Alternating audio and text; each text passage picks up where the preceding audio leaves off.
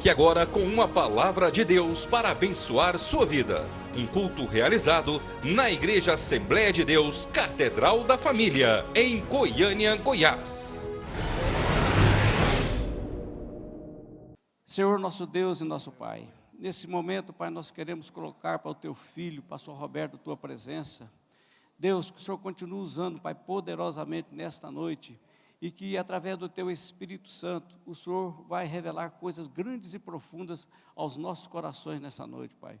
Por isso, Pai, nós queremos agora te pedir que o Senhor venha brindar o Teu Filho, Pai, e que ele possa ser, Pai, esse canal vindo do trono da Tua glória para nossas vidas nessa noite. Assim nós oramos, assim nós abençoamos, em nome do Teu Filho amado, Jesus. Amém. Obrigado, pastor. Meus queridos, a paz do Senhor a todos. Página 23. O julgamento das nações. Vamos ler uma interessante referência bíblica. Daniel, capítulo 12, versículo 11. E desde o tempo em que o sacrifício contínuo for tirado e posta a abominação desoladora, haverá 1290 dias. Irmãos, preste bem atenção. Eu vou perguntar-lhes, quantos dias tem o nosso ano? 365. O ano judaico é diferente, ele tem 360. É por isso que muitos não entendem o cômputo das profecias. Quantos anos vai durar a grande tribulação? 3 anos e meio.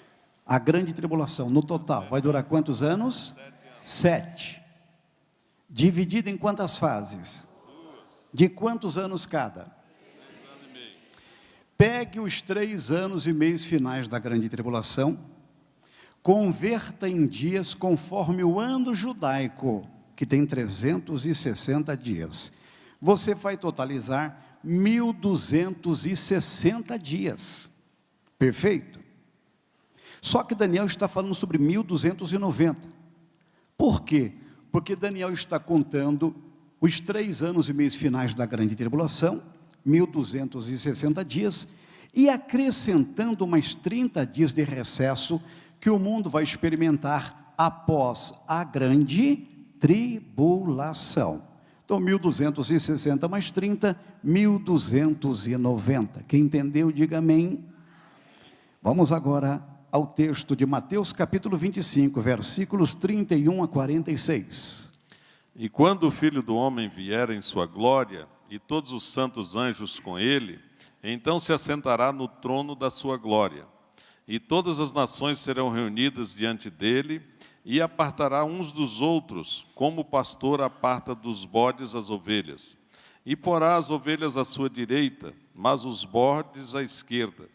Então dirá o rei aos que estiverem à sua direita: Vinde, benditos de meu Pai, possuí por herança o reino que vos está preparado desde a fundação do mundo. Porque tive fome, deste-me de comer, tive sede, destes-me de beber, era estrangeiro e hospedastes-me, estava nu e vestistes-me, adoeci e visitastes-me, estive na prisão e fostes-me ver. Então os justos lhe responderão, dizendo: Senhor, quando te vimos com fome e te demos de comer, ou com sede e te demos de beber? E quando te vimos estrangeiro e te hospedamos, ou nu e te vestimos? E quando te vimos enfermo ou na prisão e fomos ver-te? E respondendo o rei lhes dirá: Em verdade vos digo que quando o fizestes a um destes meus pequeninos irmãos, a mim o fizestes. Então dirá também aos que estiverem à sua esquerda: Apartai-vos de mim, malditos, para o fogo eterno, preparado para o diabo e seus anjos. Porque tive fome e não me destes de comer, tive sede e não me destes de beber. Sendo estrangeiro, não me recolhestes, estando nu, não me vestistes, e enfermo e na prisão, não me visitastes. Então eles também lhe responderão, dizendo: Senhor, quando te vimos com fome, ou com sede, ou estrangeiro, ou nu, ou enfermo, ou na prisão, e não te servimos? Então lhes responderá, dizendo: Em verdade vos digo que, quando a um destes pequeninos o não fizestes, não o fizestes a mim. E irão estes para o tormento eterno, mas os justos para a vida eterna. Vamos à página 24. A primeira coisa que precisamos entender é que o texto que foi lido com muita propriedade, ele não diz respeito ao juízo final. Ele diz respeito ao julgamento das nações. Que nações são estas? As nações gentias que restarão vivas da grande tribulação. Então, não se trata de um julgamento de nações mortas, mas sim nações vivas, as nações gentias que restarão da grande tribulação. Página 24, temos a simulação do julgamento. Vamos ver? O local vai ser o Vale de Josafá. Leiamos, Joel 3, versículo 12. Suscitem-se os gentios e subam ao vale de Josafá, pois ali me assentarei para julgar todos os gentios em redor. Irmãos, observem bem um detalhe. O pastor Laurindo já esteve 15 vezes em Israel. Geograficamente falando, comete-se um erro em Jerusalém. Os guias e muitos intérpretes confundem o Vale de Josafá com o Vale do Cedron, como se fosse o mesmo lugar. Na verdade, o palco do julgamento das nações não existe ainda. Ele vai existir no futuro. Uma coisa é o Vale do Cedron, que lá existe. Outra é o Vale de Josafá, que ainda vai existir. Vamos ver quando isto vai acontecer? Zacarias 14, versículo 4. E naquele dia estarão os seus pés sobre o Monte das Oliveiras, que está defronte de Jerusalém para o oriente. E o Monte das Oliveiras será fendido pelo meio, para o oriente e para o ocidente. E haverá um vale muito grande, e metade do monte se apartará para o norte, e a outra metade dele para o sul. Isso aí é literal. Vimos ontem, no finalzinho da grande tribulação, Jesus colocará os seus pés sobre o Monte das Oliveiras, e o monte vai se fender ao meio. Aí a Bíblia diz, e haverá um vale muito grande. Este vai ser o vale de Josafá, palco do julgamento das nações. O juiz será o próprio Senhor Jesus. A Bíblia diz que todas as nações estarão reunidas diante dele. Isto quer dizer que cada nação obrigatoriamente enviará o seu representante para que todas assim sejam julgadas por Cristo Jesus. Obviamente o Brasil vai estar representado, Argentina, o Peru, enfim.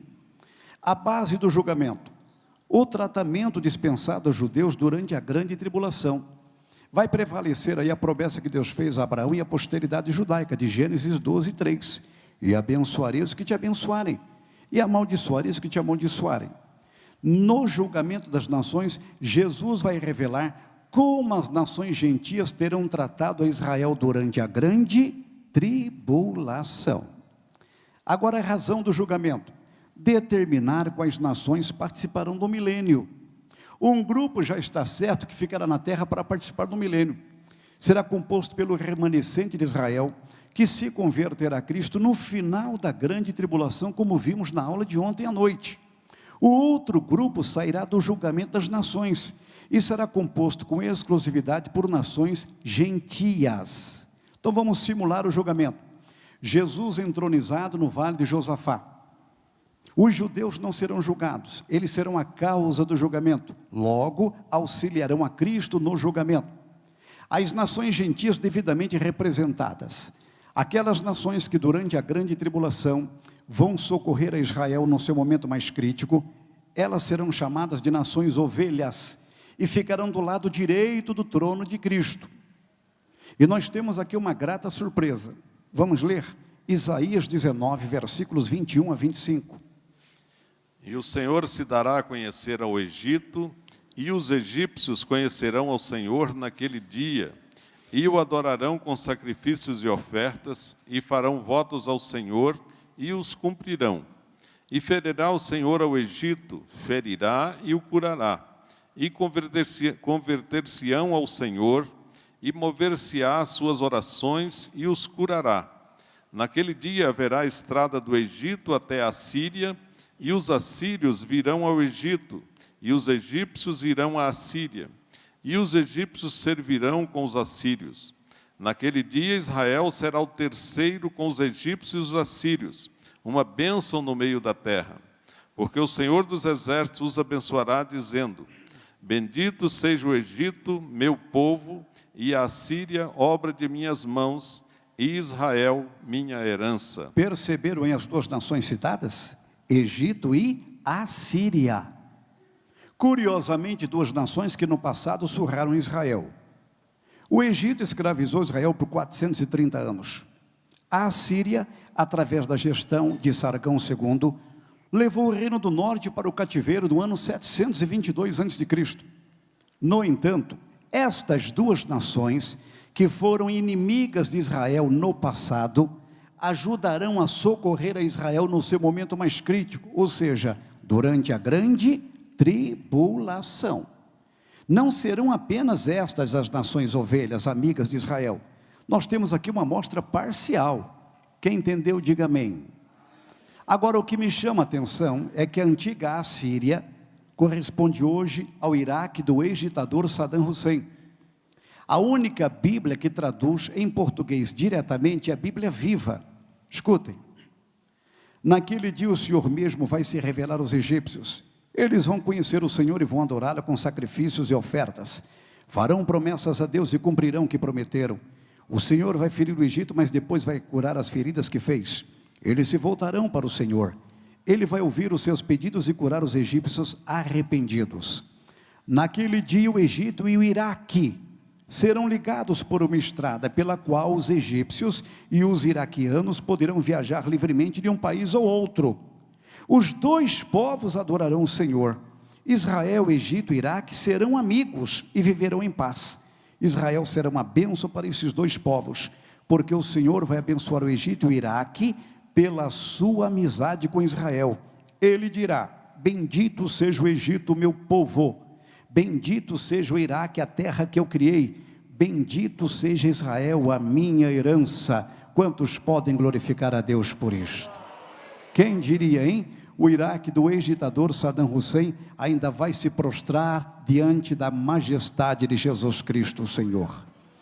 As nações amigas de Israel, chamadas de nações ovelhas, ficarão do lado direito do trono de Cristo. Isto aqui não é casuísmo, não. O lado direito tem um significado expressivo no sentido bíblico. Fala sobre proteção e segurança. Isaías 41:13. Não temas, pois eu te ajudo, eu te tomo pela tua mão direita. Em contrapartida, as nações que não ajudarem Israel durante a grande tribulação, no seu momento mais crítico, vão tratar a Israel com extrema indiferença, vão deixar de se apiedar dos judeus, elas serão chamadas de nações bodes e ficarão do lado esquerdo do trono de Cristo. Perfeito? Então temos dois grupos: o lado direito, as nações ovelhas, amigas de Israel; o lado esquerdo, as nações bodes, inimigas de Israel. Agora vem a aplicabilidade da sentença do justo juiz. O que vai acontecer com as nações amigas de Israel, as nações ovelhas? Mateus 25, versículo 34. Então dirá o rei aos que estiverem à sua direita: vinde, benditos de meu Pai, possuí por herança o reino que vos está preparado desde a fundação do mundo. Muitas pessoas se utilizam desse versículo para fazerem uma afirmativa de que é um convite para que a igreja entre na laureada e encantadora glória do Senhor. Este versículo não diz respeito à igreja, olha o contexto. Ele trata do julgamento das nações. Jesus dirá às nações amigas de Israel, as nações ovelhas: vinde, benditos de meu Pai, possui por herança o reino. Que reino é este? O reino milenial que já vai iniciar-se logo na sequência, que vos está preparado desde a fundação do mundo. Então as nações ovelhas, por ajudarem Israel durante a grande tribulação, terão dois privilégios da parte de Deus. Primeiro, ficarão na terra e juntamente com os judeus participarão do milênio. Segundo privilégio, mais expressivo: converter-se-ão também ao Senhor. Amém? Lembre-se sempre de Gênesis 12:3. E abençoarei os que te abençoarem. O que vai acontecer com as nações bodes, inimigas de Israel, que estarão do lado esquerdo do trono de Cristo? Mateus capítulo 25, versículo 41. Então dirá também aos que estiverem à sua esquerda: apartai-vos de mim, malditos, para o fogo eterno, preparado para o diabo e seus anjos. Olhem, as nações bodes serão lançadas no fogo eterno, e amaldiçoarei os que te amaldiçoarem. Perfeito? Ficam na terra 2 grupos para participarem do milênio. Primeiro, o remanescente de Israel que se converterá a Cristo no final da grande tribulação. O segundo grupo, composto por nações gentias, chamadas de nações ovelhas. Esses 2 grupos entrarão para simplesmente aqui na terra vivenciar a 7ª e última dispensação, conhecida como o milênio. Quem entendeu, diga amém. Amém. Vamos ler Daniel 12, versículo 12, por favor. Bem-aventurado o que espera e chega até 1335 dias. Muito bem, então vamos recapitular um pouco disso. Por favor, me respondam mais uma vez. Eu não quero ser cansativo, mas eu preciso explicar isso aqui. Quantos dias tem o nosso ano? 365. E o ano judaico? 360. Quantos anos vai durar a grande tribulação? 7. Dividido em quantas fases? De quantos anos cada?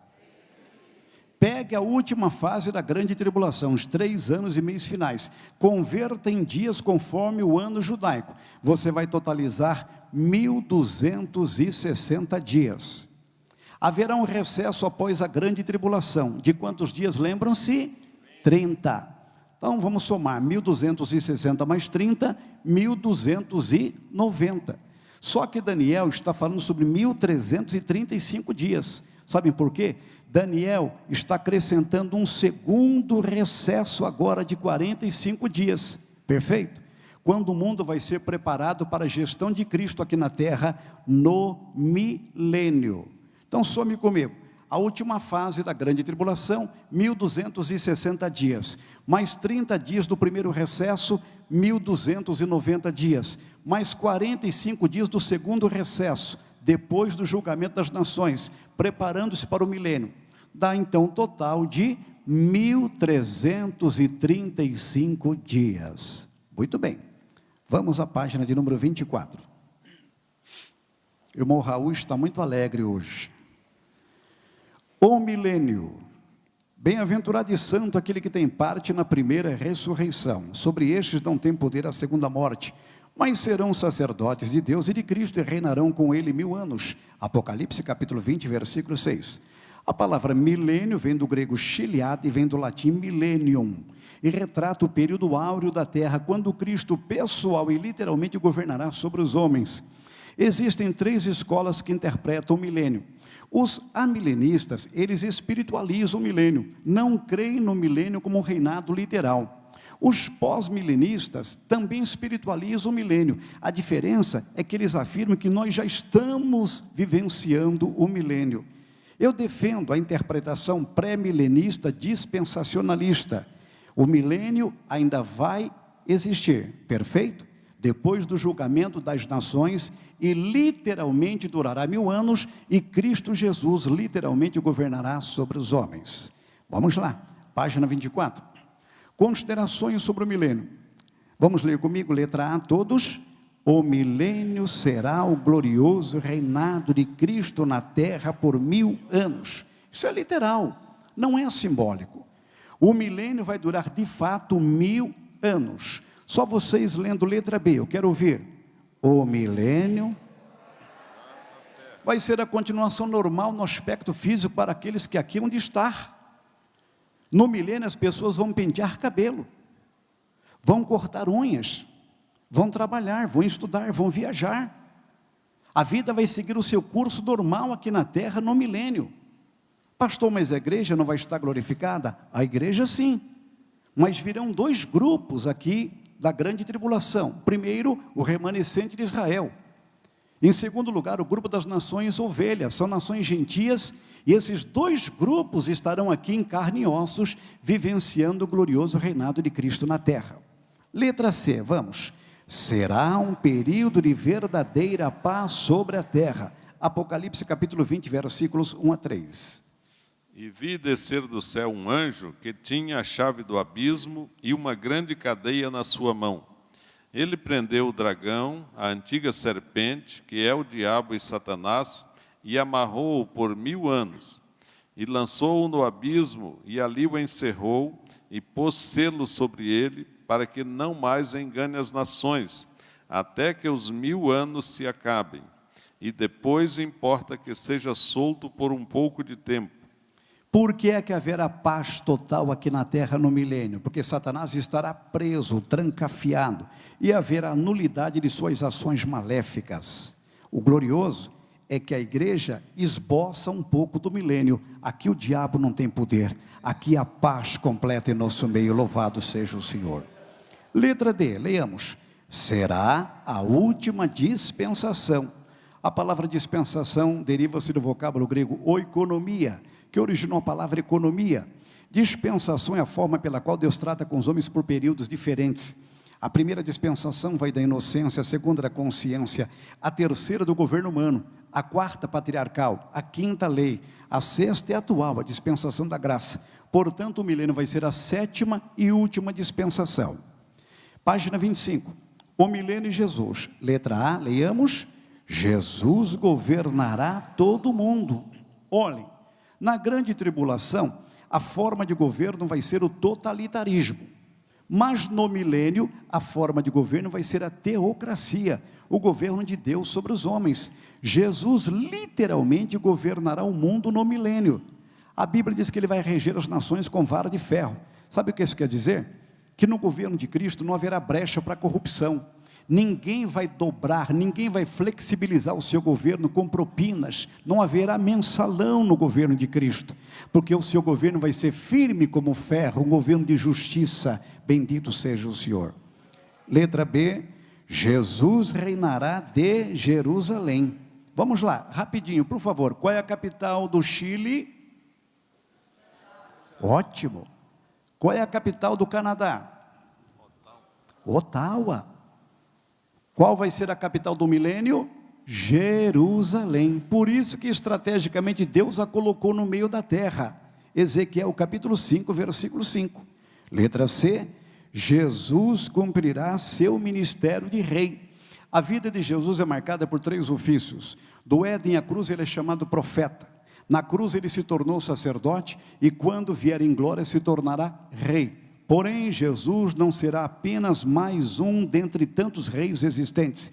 Ele vai ser o rei dos reis e senhor dos senhores. Letra D, a glória do Senhor encherá toda a terra. A bendita glória do Senhor, conhecida como Shekinah, prazerosa, edificante e gloriosa, ela há de se manifestar em todos os termos da terra no milênio. O milênio e a igreja, vamos lá. Letra A, todos. A igreja terá sido glorificada. O que é estar glorificado? É ter um corpo perfeito, na semelhança do corpo de Cristo Jesus. Agora, um corpo glorificado não é a mesma coisa que um corpo invisível. Quando Jesus ressuscitou, ele foi visto, sim ou não? Foi tocado, sim ou não? Então assim estaremos nós, glorificados. Mas os nossos corpos serão visíveis, perfeito e perfeitos. Não mais decadentes, não mais sujeitos ao envelhecimento e às enfermidades. Letra B, vamos ler. A igreja estará na Jerusalém celeste. No milênio haverá Jerusalém terrestre, que vai ser a sede do governo de Cristo. Nela Cristo estará com seu corpo de ministros e assessores, governando de fato o mundo. Onde é que a igreja glorificada vai estar? Na Jerusalém celeste. Pastor, nós poderemos descer à terra? Poderemos e deveremos. No milênio não vai ter funcionário fantasma? A Bíblia diz que nós reinaremos com o Senhor. Vocês se lembram do sonho de Jacó? Gênesis 28, versículo 12. Jacó havia partido de Berseba para Harã. O dia do judeu é de nascer ao pôr do sol, 12 horas. O sol se pôs, Jacó obrigatoriamente parou.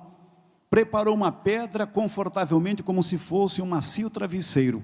Colocou a cabeça na pedra depois de ter orado e teve um lindo sonho. Sonhou que uma escada ligava a terra ao céu. E o que ele viu? Os anjos subindo e descendo por aquela escada. O sonho de Jacó tipifica como vai ser a movimentação da igreja glorificada no milênio. Nós em glória estaremos na Jerusalém celeste, mas nós vamos descer e subir, subir e descer, e os homens verão a igreja de Cristo glorificada.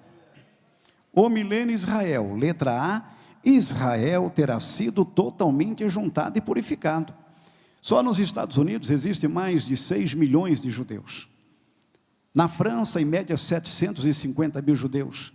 Aqui na América Latina, a maior colônia judaica fica na Argentina, a segunda no Chile, a terceira no Brasil. Principalmente São Paulo, capital, e principalmente nos bairros de Higienópolis e Bom Retiro. Quando é que os judeus estarão todos concentrados na sua terra? Apenas no milênio. Aí cumprir-se-á a promessa literalmente feita por Deus a Abraão. Os judeus ocuparão toda a terra que lhes pertence, que é do rio do Egito até o Eufrates. Letra B, vamos ler. O templo estará reconstruído. Como vimos na aula do primeiro dia, hoje os judeus não têm mais o seu templo, porque o general Tito e todos os seus liderados destruíram Jerusalém no ano 70 da era cristã. No lugar do templo, os árabes construíram a mesquita de Omar, vamos dizer, a mesquita de Omar. No início da grande tribulação, num acordo mediado pelo anticristo, a mesquita de Omar, que é pequena, está carcomida, envelhecida, será demolida e reconstruída mais ampla e luxuosa em outro lugar. E ali os judeus reconstruirão o seu templo. Mas vimos também que o anticristo vai profanar o templo dos judeus. Mateus capítulo 24, versículo 15, segundo aos Tessalonicenses 2, versículo 4. Paulo diz que ele vai se assentar no templo de Deus, querendo parecer Deus. Quando o último anjo derramar a sua taça, vai haver o maior de todos os terremotos, e o templo novamente vai ser destruído. No início do milênio, aí sim, praticamente em caráter definitivo, os judeus reconstruirão mais uma vez o seu templo. Letra C, vamos lá. Um rio fluirá do templo milenial. Zacarias 14, versículo 8. Naquele dia também acontecerá que sairão de Jerusalém águas vivas, metade delas para o mar oriental e metade delas para o mar ocidental. No verão e no inverno sucederá isto. Olhem, a Bíblia diz assim: há um rio cujas correntes alegram a cidade de Deus. A cidade de Deus é Jerusalém, mas lá não há rio. Pastor Salmo, existe rio dentro de Jerusalém? Não, existem rios na Terra Santa, mas vai existir.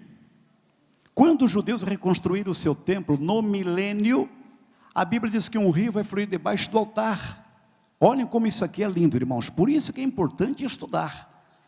É importante um seminário dessa natureza, e como tantos outros que a nossa igreja tem trazido para a nossa edificação.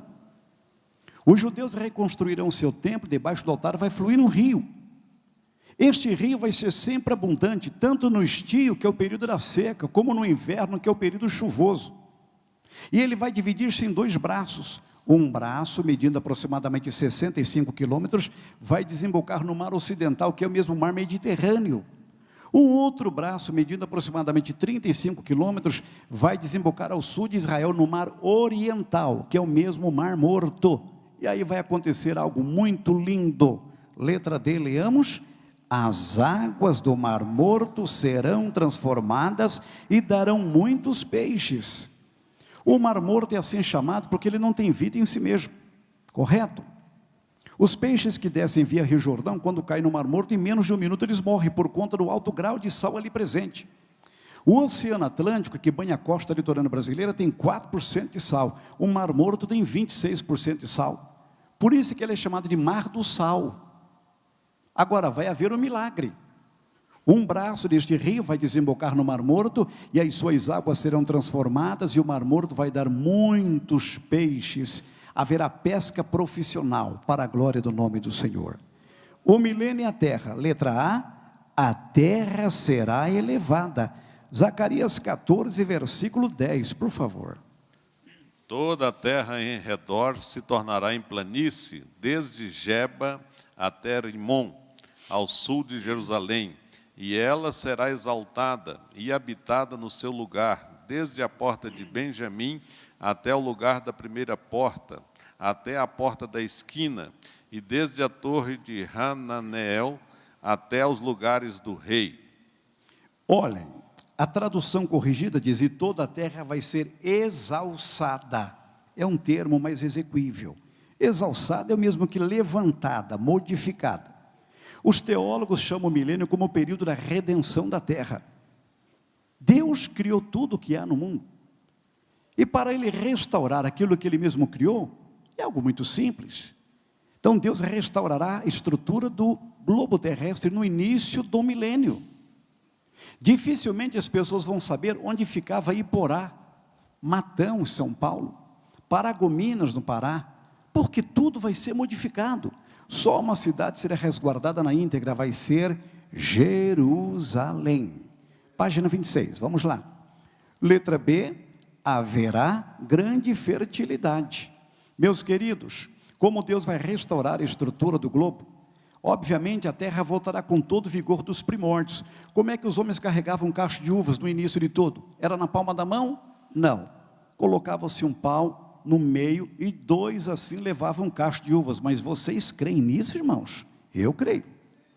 O milênio vai ser uma volta aos primórdios. Eu visitei uma cidade do Acre chamada Tarauacá. E lá tem um vale muito fértil. Eu tinha assistido uma reportagem de que ali alguns abacaxis crescem acima da média, pesando entre 10 até 12 quilos. E eu confirmei isto em loco.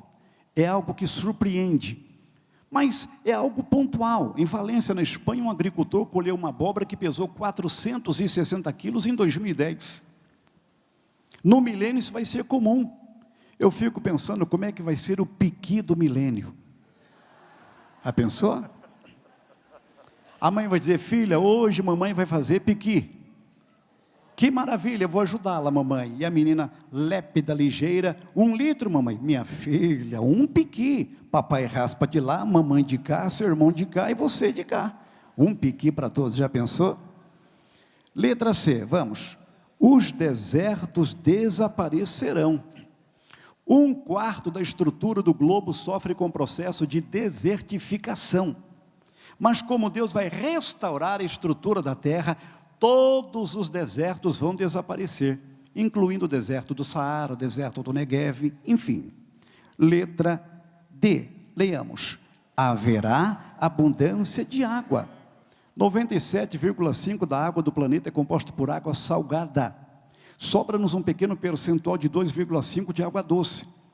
Desse pequeno percentual de 2,5%, 70% é utilizada nas irrigações, 20% pelas indústrias e apenas 10% é utilizada para fins domésticos. Consequentemente, falta água em muitos lugares. Nós não percebemos tanto isso porque moramos num país abençoado por Deus, em particular a nossa região, que tem fantásticos recursos hídricos. Nosso pastor tem investido na obra missionária na África. Esta igreja é uma igreja missionária. Literalmente, esta igreja tem cavado poços na África, socorrendo milhares de pessoas. Que coisa gloriosa, irmãos. É algo que nos comove mesmo. Todas as vezes que vemos os vídeos, vemos as fotos, nós todos nos comovemos. Falta água em muitos lugares. No entanto, no milênio, fontes d'águas destilarão em várias partes da terra. Deus estará irrigando a terra. Letra E, leiamos. Os animais voltarão a ser dóceis. Deus vai revogar, vai retirar a natureza agressiva dos animais. Eles voltarão a ser dóceis como antes da queda. A Bíblia diz que o leão comerá palha com o boi. Ora, o que é que o leão come? Come o boi todo se deixar. Leão guloso.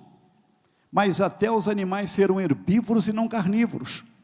O lobo andará junto com o cordeiro, sem desconfiança, sem olhar de canto de olho, porque não haverá presa e predador. E letra F, as armas se converterão em objetos de lavoura. Meus queridos, esta referência de Isaías capítulo 2, verso 4, que está logo na frente, ela está no hall de entrada do prédio da ONU em Nova York. Os homens converterão suas espadas em enxadões. O que a Bíblia quer dizer é que no milênio, como Satanás estará preso, não haverá efetivo militar. Gasta-se muito com armas e com execução de guerras. Na Primeira Guerra Mundial, olhem que coisa impressionante, as nações gastaram 335 bilhões de dólares.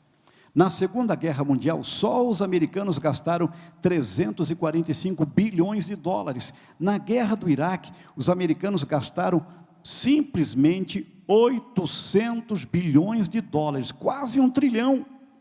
A guerra mais cara de todos os tempos. Imaginem todo esse dinheiro sendo utilizado no benefício daqueles que mais carecem.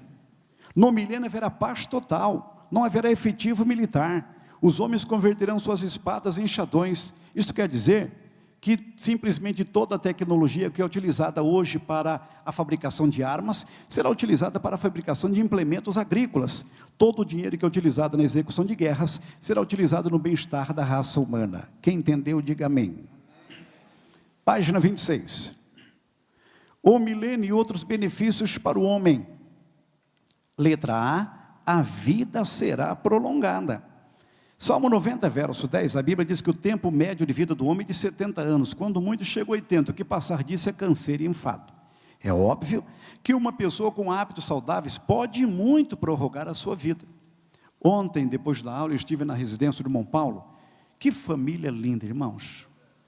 Se ele me permite, eu sei, eu nem o consultei para fazer menção da sua família, mas é impressionante. A minha esposa, a minha filha ficaram maravilhadas com a ternura, o amor daquela família. Família fantástica, família que está alegre servindo a Deus aqui nesta igreja. E conhecemos sua mamãe. Sua mamãe ontem fez 79 anos de idade e parece uma garota, irmãos. Coisa impressionante, porque tem a graça de Deus na sua vida, tem a bênção do Senhor na sua vida. Agora, no milênio, a vida vai ser prorrogada. Diz a Bíblia que o mancebo vai ter 100 anos. Já pensaram nisso? O garoto vai estar pulando cordas numa manhã de sábado e o pai vai estar alegre olhando para ele. Aí o vizinho vai sair e vai dizer: o que é isto? Seu filho pulando cordas? Mas estava na hora de começar, já fez 100 anos. O amigo vai dizer para o outro: olha, sábado é o meu aniversário, eu quero que você vá na minha casa com toda a sua família, porque haverá um culto de ação de graças ao Senhor. Escute, sem ser inconveniente, quantos anos você vai fazer? Sempre tem alguém que pergunta. Olha, não comente por aí não, mas é 525. Porque a vida vai ser prorrogada. Haverá mortes? Sim, mas num número bem reduzidíssimo, envolvendo principalmente os que pecarem. Vamos lá, letra B. Haverá um elevado índice de natalidade. Como é que vai haver procriação, pastor, se a igreja vai estar glorificada? Vai haver procriação, porque aqui na terra estarão dois grupos que virão da grande tribulação em carne e ossos. Lembram-se? O remanescente de Israel e as nações ovelhas, nações gentias. Para esses dois grupos, a vida vai seguir normal o seu curso no aspecto físico. Letra C. Haverá abundância de saúde. Morador nenhum vai dizer: enfermo estou. Não haverá cegos, surdos, mudos, aleijados, paralíticos, nem loucos haverá. Isaías 65, 23, não terão filhos para perturbação ou para loucura. Quem sentir o mal-estar, basta que tome da água que vai fluir debaixo do altar do templo, ou coma das folhas e frutos que hão de brotar às suas margens, e o mal-estar cessará. Letra D, eu quero ouvir a vossa voz, vamos. Haverá prosperidade para todos. Jesus vai dar o maior choque de gestão que este mundo vai experimentar. O mundo vai se transformar num verdadeiro canteiro de obras. Diz a Bíblia que os homens construirão casas e nelas habitarão. Não haverá hipoteca, não haverá problema de moradia, não haverá déficit habitacional, ninguém morará em banco de praça, debaixo de ponte ou debaixo de uma marquise, porque todos terão casas próprias. Letra E, não haverá idolatria. Isaías 2,18, a Bíblia diz que os ídolos totalmente desaparecerão, e os homens adorarão unicamente ao Senhor Jesus. Letra F, a saudação será: o Senhor te abençoe. Uma pergunta: haverá salvação no milênio? Sim, haverá abundância de salvação, e Deus mesmo salvará o seu povo. Outra pergunta: haverá pregadores no milênio? Sim, serão judeus. No Velho Testamento eles falharam no que tange o ofício missionário, mas no milênio cumprirão com eficiência esta nobre missão de comunicar as boas novas de salvação.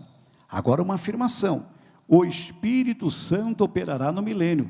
A bela profecia de Joel 2,28, que nos diz que o Espírito Santo seria derramado sobre toda a carne, ela cumpriu-se em parte no dia de Pentecostes, arrasta-se parcialmente pela atual dispensação, a dispensação da graça, e cumprir-se-á plenamente no milênio. Página 27. O final do reino milenial de Cristo. Uma das festas mais solenes, mais tradicionais dos judeus, é a festa das cabanas, conhecida como festa dos tabernáculos. Esta festa será preservada. Anualmente as nações deverão enviar os seus representantes a Jerusalém por conta da celebração desta festa. Por incrível que pareça, mesmo com todas as bênçãos aqui elencadas, algumas nações vão se omitir desta obrigação. O que ocorrerá com tais nações? Serão punidas com a falta de chuva. Vamos ver? Zacarias 14, versículos 16 e 17. E acontecerá que todos os que restarem de todas as nações que vieram contra Jerusalém, subirão de ano em ano para adorar o Rei, o Senhor dos Exércitos, e para celebrarem a festa dos tabernáculos.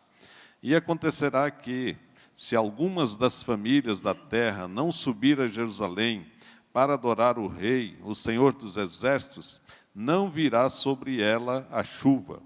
Então essas nações serão punidas com a falta de chuva. Na sequência começará um princípio de rebelião contra o governo de Cristo. Irmãos, rebelião é algo repugnante, que Deus nos livre disso.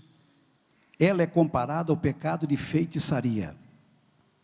Por incrível que pareça, mesmo com toda a sorte de bênçãos, muitos se levantarão contra o governo de Cristo. Aí eu chamo você para uma reflexão.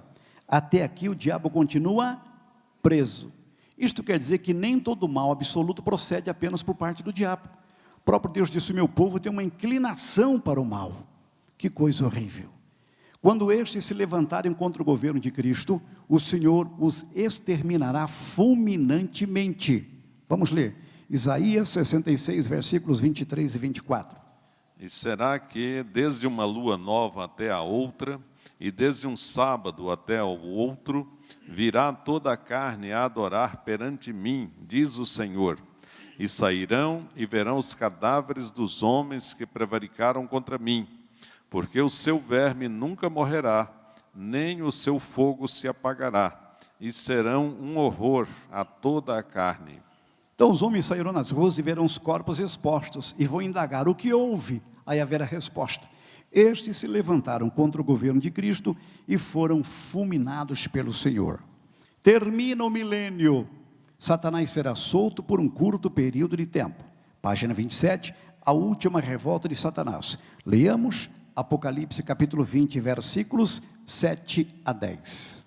E acabando-se os 1000 anos, Satanás será solto da sua prisão e sairá a enganar as nações que estão sobre os 4 cantos da terra, Gog e Magog, cujo número é como a areia do mar, para as ajuntar em batalha.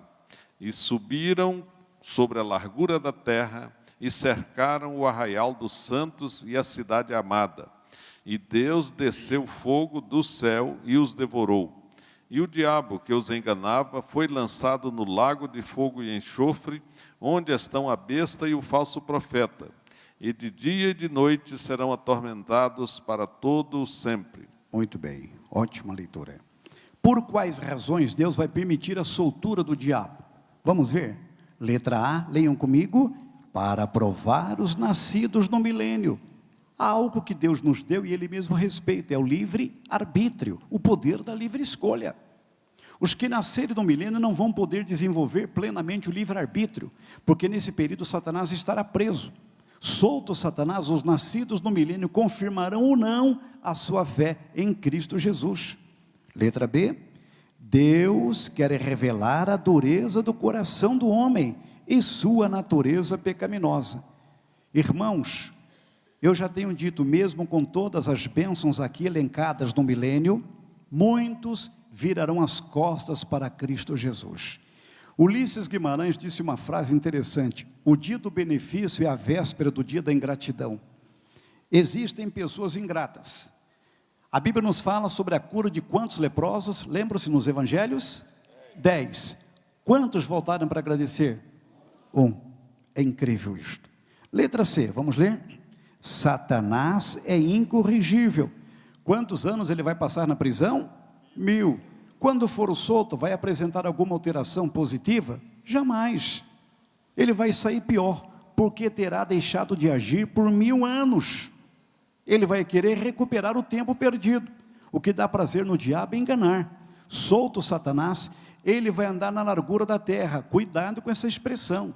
Tem muita gente dizendo que o diabo é onipresente. Não é não, onipresente é Deus.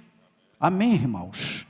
Pastor Roberto, mas como é que o mal é praticado em Goiânia e simultaneamente em Jaraguá, em Séries, no Rio de Janeiro, enfim, no mundo todo?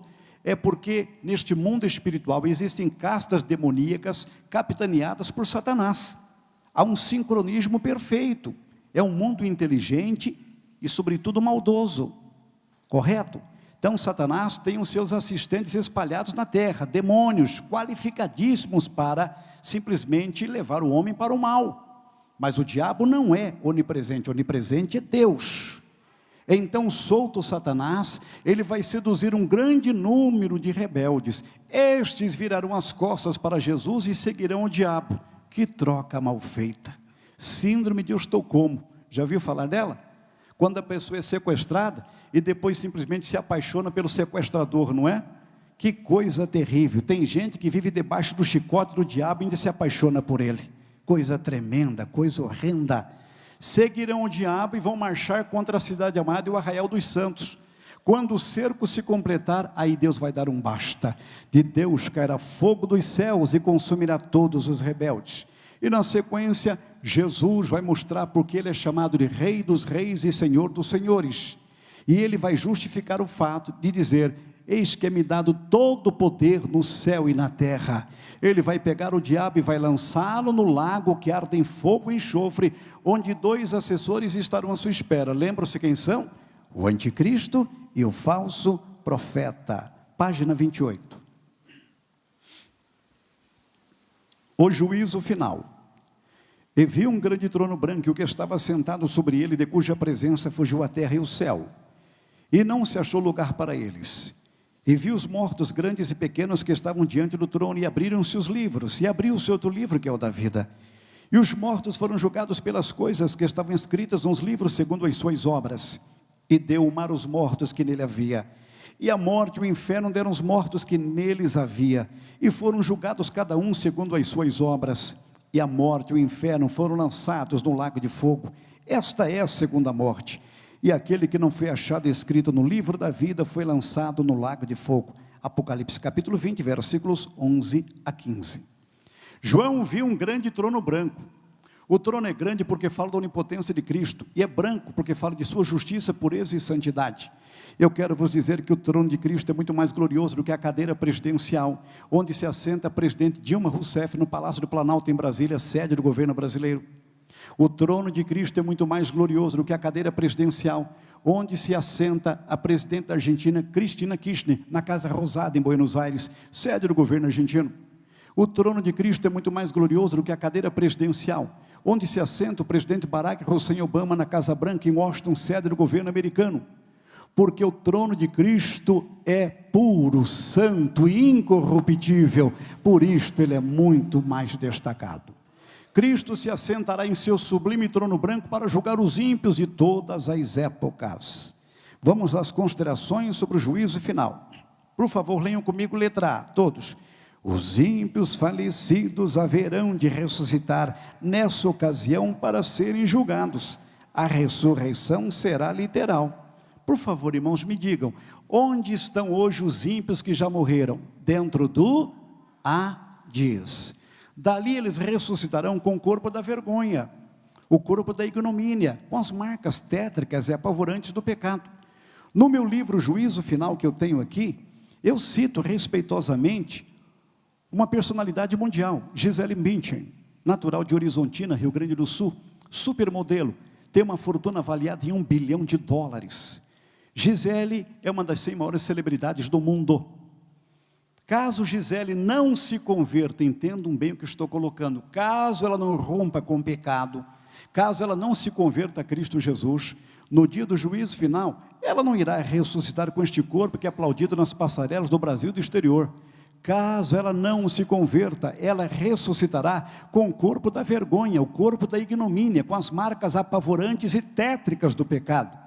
Em contrapartida, a irmã Maria, serva de Deus, que nunca colocou um vestido de grife, que nunca colocou sandálias de grife nos pés. A irmã Maria, que era uma mulher de hábitos simples, boa mãe, boa esposa, nunca tocou na unção do seu pastor, nunca murmurou contra as lideranças da igreja. A irmã Maria, que não via apenas o céu por fora, mas o enxergava por dentro, porque tinha íntima comunhão com o Senhor. Caso Gisele não se converta, haverá um contraste entre Gisele e a irmã Maria. Gisele poderá estar ali com o corpo da vergonha, e a irmã Maria vai estar glorificada, auxiliando Jesus Cristo, o Senhor, no julgamento do trono branco. 2 pontos em negrito, vamos ver? Primeiro, e vi os mortos, grandes e pequenos. Isto nada tem a ver com estatura. Isso diz respeito ao prestígio e a influência que as pessoas aqui tiveram. Ali estarão os grandes bilionários, catedráticos, poliglotas. Por exemplo, Steve Jobs, foi um gênio? Foi, mas era ateu, não cria em Deus.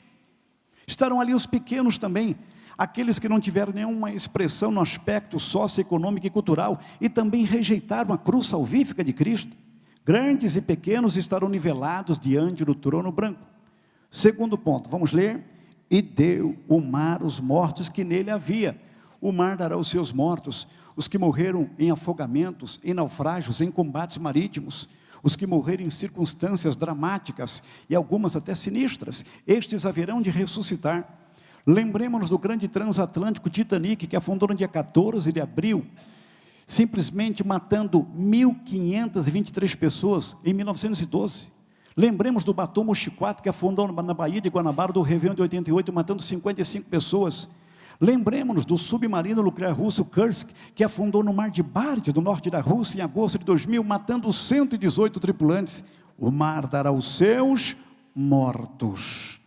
Letra B, vamos ler todos. O juiz será o Senhor Jesus Cristo. A Bíblia diz que o Pai a ninguém julga, mas entregou ao Filho todo o poder de julgar. Hoje Jesus recebe o pecador graciosamente, amparando-o, perdoando-o. Mas no dia do juízo final, ele estará sentado em seu sublime trono branco, como magistrado, para dar aplicabilidade de sua sentença condenatória. Letra C, está predito. Queiram os homens ou não, concordem ou não, gostem disso ou não, o juízo final está predito, ele vai acontecer. Letra D, a igreja não será julgada. Romanos 8:1 diz a palavra, portanto agora, este agora fala da mudança que Deus operou na tua vida. Nenhuma condenação há para os que estão em Cristo Jesus, que não andam segundo a carne, mas segundo o Espírito. Então aplauda Jesus, porque você não vai ser julgado.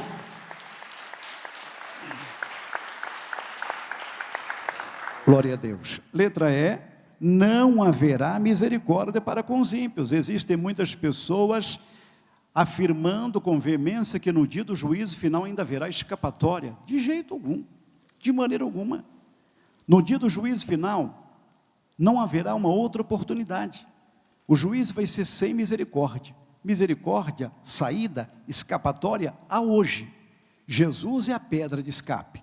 No dia do juízo final, só restará aplicabilidade da sentença condenatória. Página 29. Os livros presentes no julgamento. Vamos ler comigo, letra A. O livro da consciência. Só vocês. B. C. D. E. F. Vamos ler 1 Timóteo capítulo 5, versículo 24. Os pecados de alguns homens são manifestos, precedendo o juízo, e em alguns manifestam-se depois. No dia do juízo final, quando o livro das obras for aberto, muitas coisas até então ocultas serão reveladas. Este versículo é impactante. Os pecados de alguns homens são manifestos precedendo o juízo, isto é, antes do juízo. Outros, seus pecados manifestarão depois. Quando? Quando este livro for aberto. Dr. Antônio Jorge está ali, morou em Portugal, em particular no Algarve. No ano de 2007, precisamente no dia 3 de maio, uma garotinha inglesa chamada Madeleine sumiu da Praia da Luz, no Algarve. O que aconteceu com ela? A polícia portuguesa não tem respostas. A Scotland Yard entrou agora nas investigações. Deus sabe o que aconteceu com Madeleine. Quem a tirou do conforto dos pais? O que aconteceu com ela? No dia do juízo final, tudo isto será revelado. Pastor Roberto, como fica a minha situação? Eu tive uma vida sinuosa, derrapante. Mas um dia ouvi falar do amor de Jesus, me agarrei à cruz de Cristo, estou alegre servindo ao Senhor. Então eu pergunto, meus pecados ainda estão inseridos neste livro? Não. Se alguém está em Cristo, nova criatura é. As coisas velhas já passaram, eis que tudo se fez novo. Alegra-te, em nome de Jesus, você é uma nova criatura. Bendito seja Deus. E no meu caso, pastor, depois de ser um bom cristão, eu sofri um acidente espiritual, sofri uma rota de colisão, afastei-me, mas há tempo a minha consciência me convocou para o retorno ao aprisco do bom pastor. Mas o diabo procura me enganar, o diabo procura me confundir, dizendo que eu não estou totalmente perdoado ou perdoada. Cite para ele Provérbios 28:13, aquele que confessa e deixa, alcança misericórdia. O sangue de Jesus já te perdoou, você está de volta, porque Deus programou o seu retorno, e você foi forte e venceu o maligno pela fé. Louvado seja Deus. Letra G, leiamos o livro da vida. É o rol dos membros salvos da eternidade. Deus tem o cômputo dos eleitos. Alegre teu coração. Pense, o teu nome está escrito no livro da vida.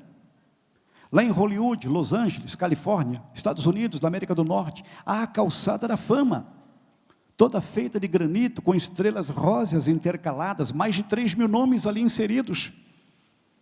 Nicole Kidman, atriz australiana, radicalizada nos Estados Unidos, ela simplesmente vivenciou o apogeu de sua glória quando seu nome passou a inserir no hall da calçada da fama. Quem define isso é o Comitê de Entretenimento de Hollywood. A pessoa desembolsa $20.000 em média para questões operacionais e o nome passa a ser inserido. É uma glória humana para estas celebridades.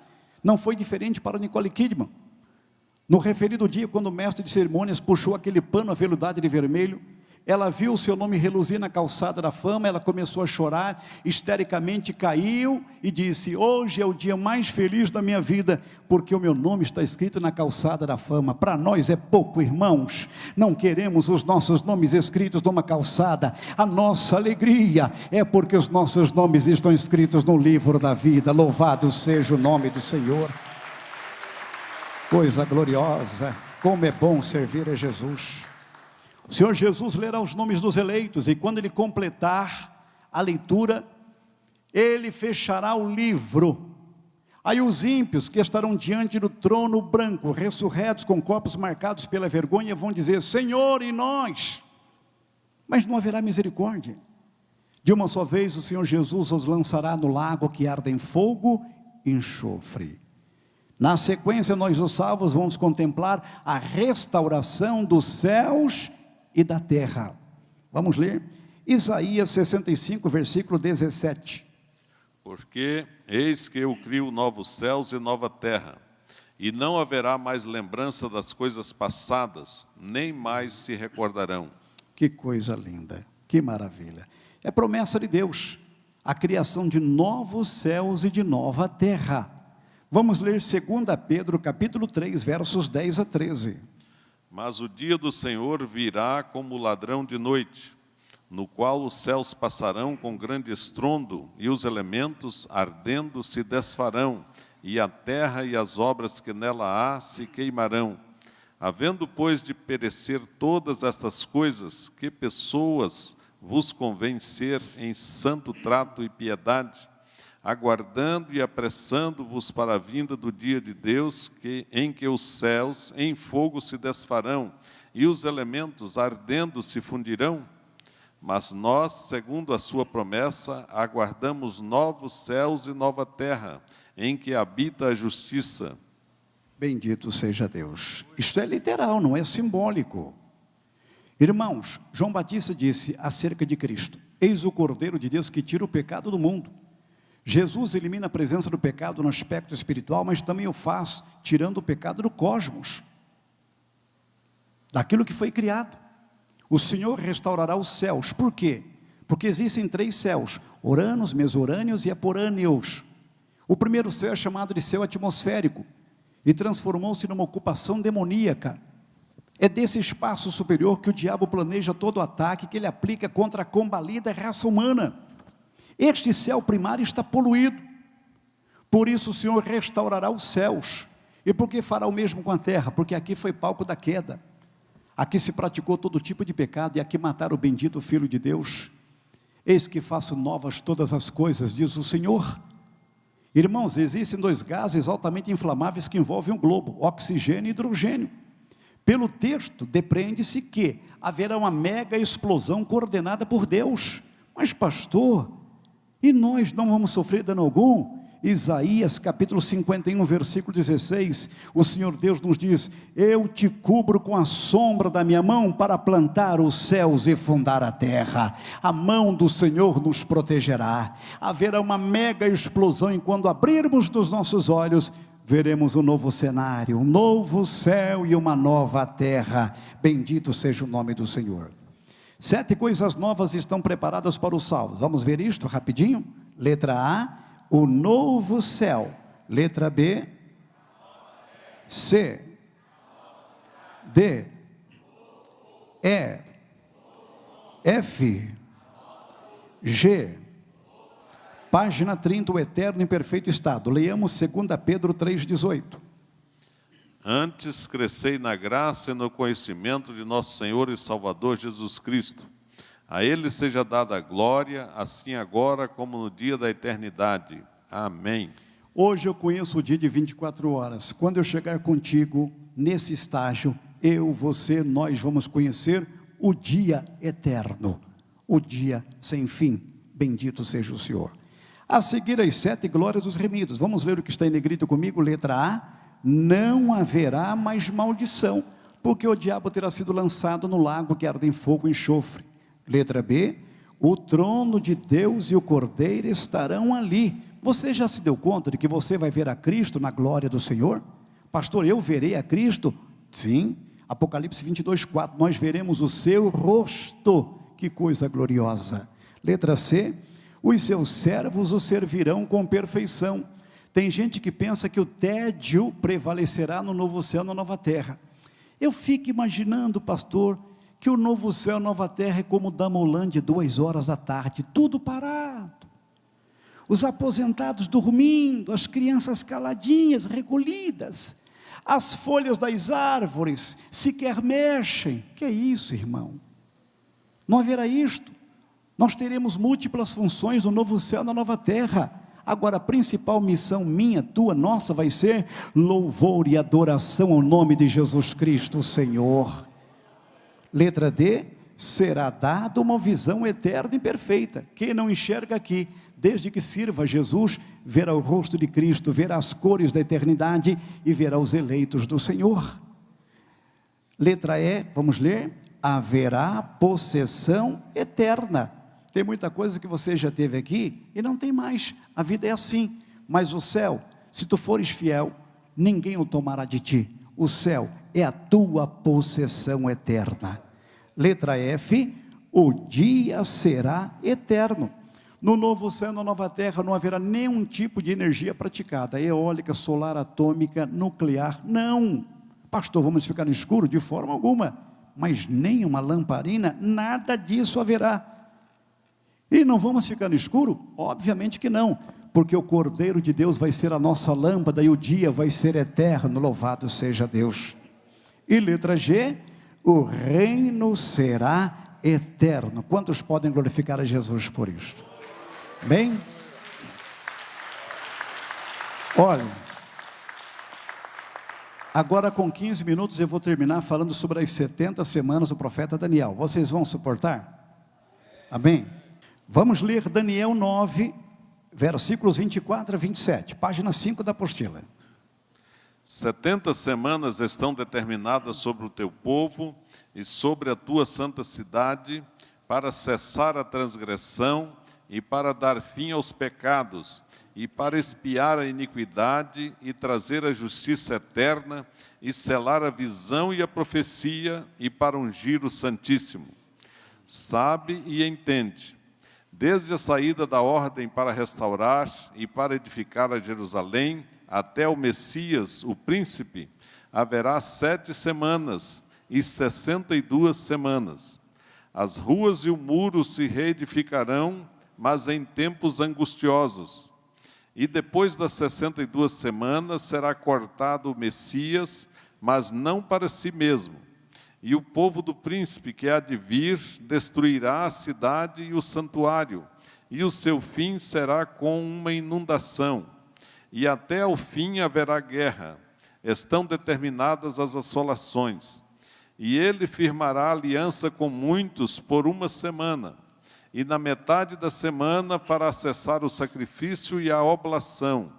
E sobre a asa das abominações virá o assolador, e isso até a consumação.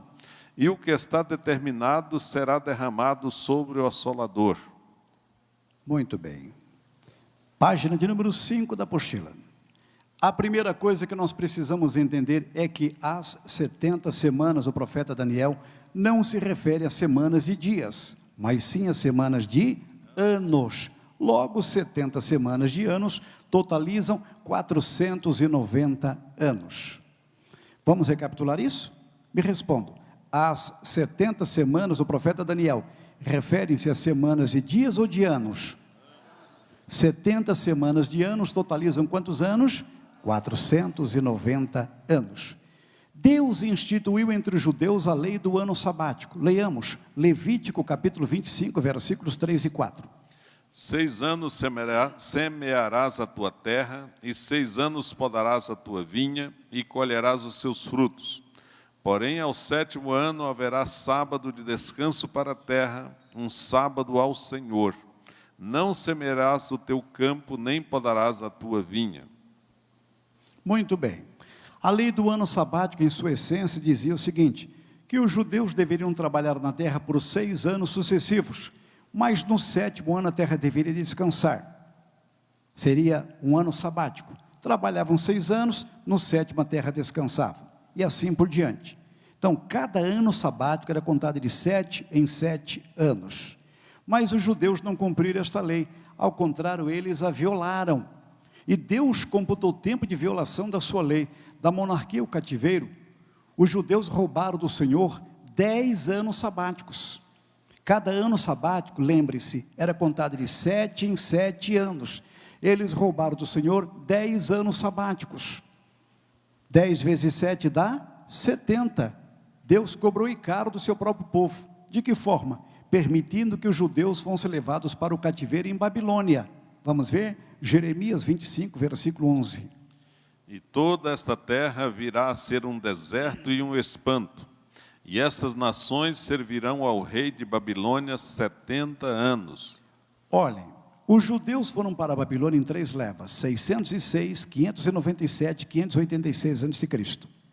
Eles ficaram em Babilônia 70 anos. Por que não 80? Por que não 90? E sim 70. Eles foram para lá como medida corretiva de Deus, para pagar o que haviam furtado do Senhor. Perfeito? Eles deixaram de cumprir 10 anos sabáticos. 10 vezes 7 dá 70. Eles foram pagar o que de Deus haviam roubado. Ficaram 70 anos em Babilônia e voltaram em 3 levas. 536, 457 e 445 a.C. Quem entendeu isso, diga amém. Página 6. Olhe logo acima, divisão e análise das semanas de anos. O maravilhoso estudo sobre as 70 semanas do profeta Daniel divide-se em 3 grupos de semanas. Isso aqui não é criação minha, é como Daniel profetizou. Lembrem-se, não são semanas de dias, mas sim semanas de anos. O primeiro grupo é composto por 7 semanas, que correspondem a 49 anos. O segundo grupo é composto por 62 semanas, que correspondem a 434 anos. O terceiro grupo é composto por 1 semana, que corresponde a 7 anos. Pode olhar na apostila agora. Eu pergunto e você me responde graciosamente. Em quantos grupos divide-se o estudo das 70 semanas do profeta Daniel? 3. São semanas e dias ou de anos? Anos. Vamos lá. O primeiro grupo é composto por quantas semanas? Que corresponde a quantos anos? Segundo grupo é composto por quantas semanas? Que correspondem a quantos anos? Terceiro grupo é composto por quantas semanas? Que corresponde a quantos anos? Então eu tenho 70 semanas que totalizam 490 anos. Dá para falar isso sem olhar agora? Procure não olhar na apostila, vamos lá. para imprimir na mente mesmo. Em quantos grupos divide-se o estudo das 70 semanas do profeta Daniel? Semanas e dia de anos? Anos. Eu vou ajudar. Primeiro grupo é composto por 7 semanas, que corresponde a quantos anos? Segundo grupo é composto por 62 semanas, que correspondem a quantos anos? Terceiro grupo é composto por 1 semana, que corresponde a quantos anos? Então eu tenho 70 semanas que totalizam quantos anos? 490 anos. 5 minutos, vamos terminar. Olha, vamos achar o início da contagem? Neemias 2, versículo 1. Neemias 2, versículo 1. Sucedeu, pois, no mês de Nisan, no ano 20º do rei Artaxerxes, que estava posto vinho diante dele, e eu peguei o vinho e o dei ao rei. Porém, eu nunca estivera triste diante dele. Irmãos, Artaxerxes, o Longímeno, era filho de Xerxes. Ele foi um rei persa. Foi um instrumento que Deus usou para permitir o retorno dos judeus para restaurarem a cidade de Jerusalém. Olhe logo abaixo. A ascensão de Artaxerxes, cronológica, historicamente, está confirmada. Isso aqui não muda. Isso aqui não muda. Ocorreu no ano 465 a.C. Foi quando se deu a sua ascensão. 465 a.C. Toda a contagem que você fizer do Velho para o Novo Testamento, a ordem é decrescente. Artaxerxes assumiu o reinado no ano 465 a.C. Mas quando ele deu a ordem para que os judeus restaurassem Jerusalém, já haviam se passado 20 anos do seu reinado. É só você subtrair. Ele assumiu no ano 465 a.C., mas quando ele abençoou os judeus, dando a ordem para que esses restaurassem Jerusalém, já haviam se passado 20 anos. Subtraia. 465 menos 20, já achamos 445 a.C. A guisa de informação, no calendário hebraico era mês de Nisan, primeiro dia, o que correspondia ao dia 14 de março do nosso calendário. Eu não preciso do dia, eu não preciso do mês, eu só preciso do ano. Eu começo a contagem das 70 semanas do profeta Daniel no ano 445 a.C. Página 7. Olha abaixo desse gráfico, primeira divisão, é o mesmo que o primeiro grupo, eu só mudei aqui a nomenclatura. Compreende 7 semanas, que corresponde a 49 anos. Segunda divisão, é o mesmo que o segundo grupo. Compreende 62 semanas, que correspondem a 434 anos. Pastor, faltou aqui a terceira divisão. Propositadamente eu não a coloquei, sabem por quê? A primeira divisão já se cumpriu, a segunda também, mas a terceira não. Me responda, a primeira divisão já se cumpriu ou não? Sim. A segunda divisão já se cumpriu ou não? Sim. E a terceira divisão já se cumpriu? Sim ou não? Não. Então agora reflita comigo. Vamos somar quantas semanas estão acumuladas? A primeira divisão é composta por quantas semanas? 7. A segunda divisão é composta por quantas semanas? 62. Então eu tenho no cômputo 69 semanas acumuladas. Para 70 faltam quantos para se cumprir? Uma. Vamos somar os anos agora? A primeira divisão corresponde a quantos anos? 49. A segunda divisão corresponde a quantos anos? 434. Eu totalizo 483 anos. Para 490 faltam quantos anos para se cumprir? 7. Falta uma semana, que corresponde a quantos anos? 7. Pastor, por que a terceira divisão não se cumpriu? Por tua causa. Por minha causa. E você vai glorificar a Deus daqui a pouquinho entendendo isto. Escute. Como a primeira divisão já se cumpriu, eu vou eliminá-la no cômputo. Já estou fechando o assunto, 3 minutinhos. Olhe só. Eu começo a contagem no ano 445 a.C., perfeito? Eu vou eliminar a primeira divisão, ela tem 7 semanas, que corresponde a 49 anos. Eu subtraio os anos da primeira divisão. Por favor, me refresque a memória. Quantos anos tem a primeira divisão? 49. Eu começo a contagem de 445 a.C., a ordem decrescente, eu subtraio os 49 anos da primeira divisão. Eu vou chegar ao ano 396 a.C. A mesma coisa eu vou fazer com a segunda divisão. Ela tem 62 semanas, que correspondem a 434 anos. Eu vou eliminar os anos da segunda divisão. Quantos anos tem a segunda divisão? 434. Está certo isso? Muito bem. Só que quando eu for fazer a operação, eu não vou chegar a uma data precisa. Sabe por quê? O nosso calendário está em atraso em 5 anos. Deus, sabendo que esbarraríamos neste problema, mostrou a Daniel quando a segunda divisão se cumpriria. Daniel 9:26, por favor. E depois das 62 semanas será cortado o Messias, mas não para si mesmo. E o povo do príncipe que há de vir destruirá a cidade e o santuário, e o seu fim será com uma inundação, e até ao fim haverá guerra. Estão determinadas as assolações. E depois das 62 semanas será cortado o ungido ou Messias, como diz a tradução lida pelo pastor Edson Ribeiro de Carvalho. Então a segunda divisão cumpriu-se com a morte do Senhor Jesus. Perfeito? Estão acumuladas 69 semanas, falta uma para se cumprir. Estão acumulados 483 anos, faltam 7 anos para se cumprir. Com a morte do Messias, Deus fez 2 coisas nos privilegiando. Primeiro, Deus paralisou a contagem. Perfeito? Deus paralisou a contagem. O sacrifício de Jesus não poderia ficar em vão. Jesus veio com exclusividade para os judeus, mas estes não o receberam. Com a morte de Cristo, Deus primeiramente paralisou a contagem. Em segundo lugar, como os judeus rejeitaram a Cristo, Deus transferiu a oportunidade de salvação para nós, os gentios. Aí ele abriu um parêntese denominado dispensação da graça e possibilitou o nascimento da sua igreja na terra. E é por isso que você está aqui, porque Deus providenciou a salvação para a tua vida, para a minha vida, para todos nós que aqui estamos. Louvado seja Deus. Que lindo, irmãos. Oh, amor glorioso. A igreja nasceu e está crescendo na terra. O parêntese chamado dispensação da graça foi aberto, mas ainda não foi fechado. E é por isso que a Igreja Assembleia de Deus, Catedral da Família, está trabalhando diuturnamente.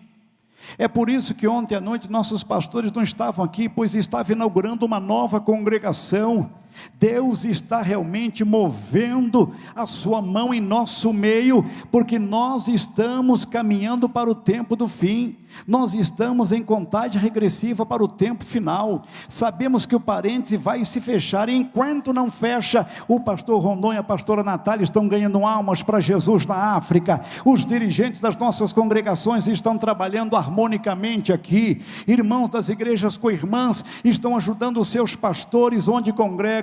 Bendito seja o nome do Senhor. O parêntese vai se fechar, mas enquanto não fecha, vamos trabalhar mais. Enquanto não fecha, vamos contribuir mais. Enquanto não fecha, vamos doar mais do nosso potencial para o reino. Louvado seja Deus. Os sinais proféticos escatológicos já se cumpriram, e tudo nos mostra que Cristo Jesus já volta. Quando a mão de Deus fechar o parêntese, vai acontecer o arrebatamento da igreja. Por favor, lembrem-se, falta uma semana, que corresponde a 7 anos.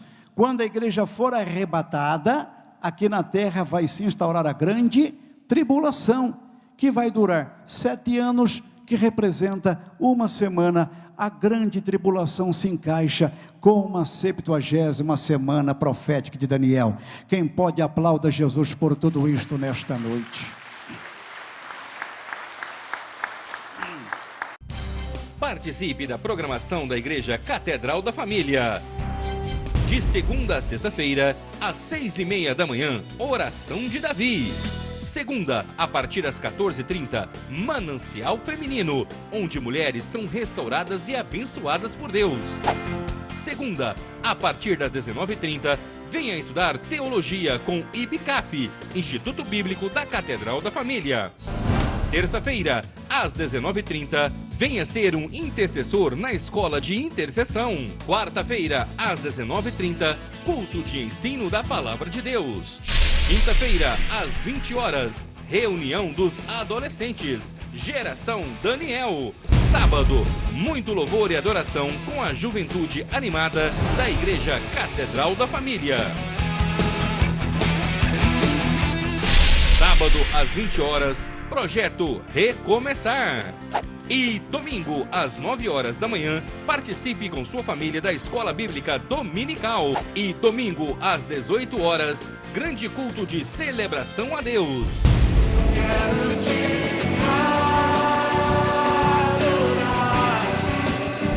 A Igreja Catedral da Família disponibiliza ainda para você cursos para edificar a sua vida.